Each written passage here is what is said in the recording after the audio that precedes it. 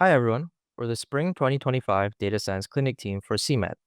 We're excited to present our work on our project this quarter, expanding stormwater infrastructure data for climate resilience. I'm Collin, joined by my teammates Cassie, Greg, and Alan. We've partnered with the Chicago Metropolitan Agency for Planning, also known as CMAP. They are the regional planning agency for northeastern Illinois, focused on sustainable growth and resilience. Our project aligns with CMAP's goal of addressing climate change through improved resilience and protection of water resources. Climate change is putting the Midwest at high risk, according to the U.S. EPA. The negative effects of climate change may manifest in the form of flooding, erosion, and reduced water quality and availability. Stormwater storage systems, such as the detention basins shown on the right, help mitigate these risks by holding excess rainfall and runoff. CMAP is creating a comprehensive stormwater infrastructure inventory for northeastern Illinois to support regional climate adaptation and water resource preservation. This is important because it can enhance flood prevention, erosion control, and inform stormwater management and resilience planning. To support CMAP, we are developing a deep learning model trained on labeled stormwater storage data from Kane County. This model enables us to predict and identify stormwater infrastructure in regions without an inventory, such as Cook County. By creating a scalable solution, we aim to support resource-intensive manual survey methods, improving efficiency in building the inventory. Ultimately, this model could be used to build stormwater storage system inventories in other areas beyond northeastern Illinois.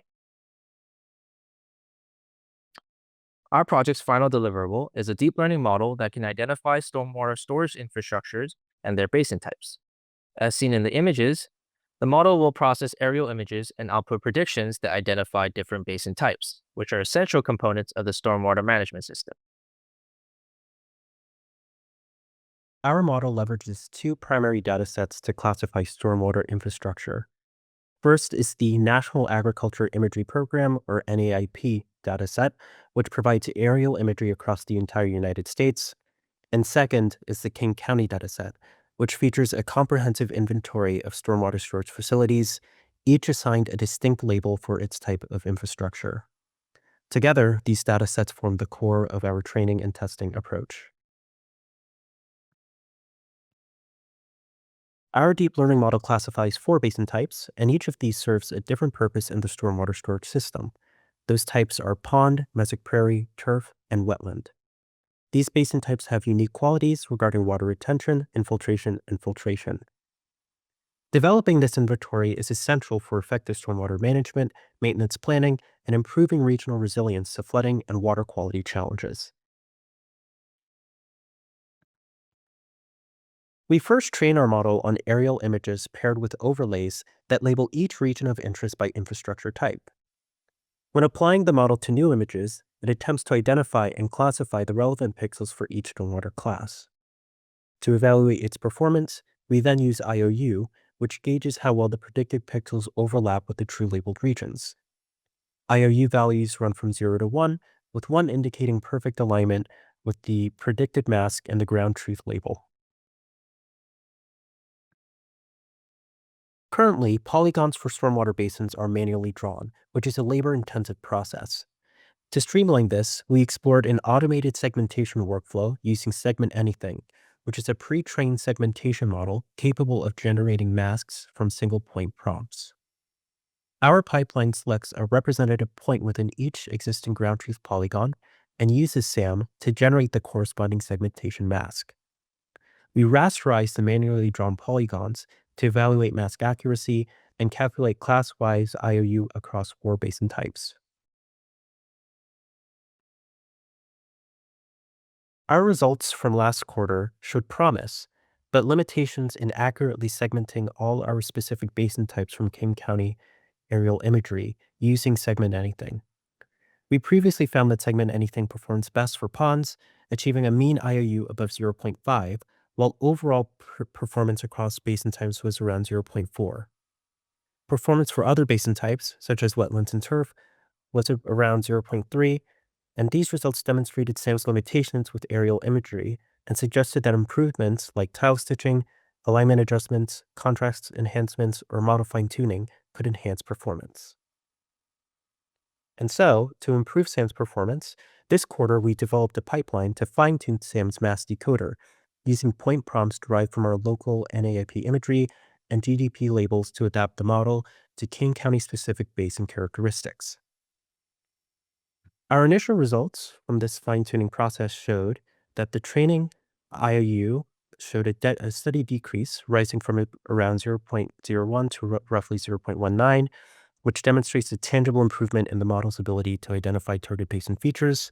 And concurrently, the training loss we found consistently decreased when we ran the training loop, starting from around 0.36 and reducing to around 0.2. And this indicates that the model is effectively learning from the training data and progressively reducing its prediction errors. In terms of next steps, right now the fine-tuning pipeline is mostly operational, and the quantitative trends confirm the model is learning and responding to the training. But the immediate next steps involve correcting the evaluation loop, hyperparameter tuning, and further training the model to build upon this progress and improve segmentation accuracy. A key feature of our deep learning model is the use of pre-trained weights. When we load pre-trained weights, we import knowledge another model has already derived from a large corpus so that our task can start from a determined place instead of starting from zero. Many times, this data set is less specific to our type of data, but much, much larger in size. Our model currently implements ImageNet weights, which is widely used by several different computer vision models. ImageNet weights are derived by training a neural network on a wide array of natural photos across 1,000 categories. It delivers solid generic features, but lacks the specificity of aerial scale, which is what we're working with. That is why this quarter we have worked on upgrading our pre-trained weights to something more tailored to segmentation tests on aerial satellite images. The pre-trained weights that we landed on were SWIN-V2B and NAIP RGB images. They were pre-trained on millions of high-resolutions national NAIP RGB tiles from Michigan.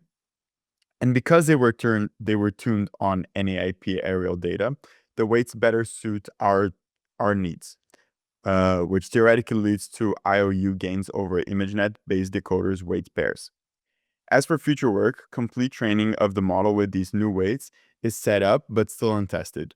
We have left testing the impact of the new weights on IOU as future work. Over this quarter, our team has also worked on integrating more river-specific data into our training data. The model previously misclassified rivers as ponds, since ponds can look visually similar to these other bodies of water. This happened because the model lacked river-specific data to help it differentiate between ponds, rivers, and streams.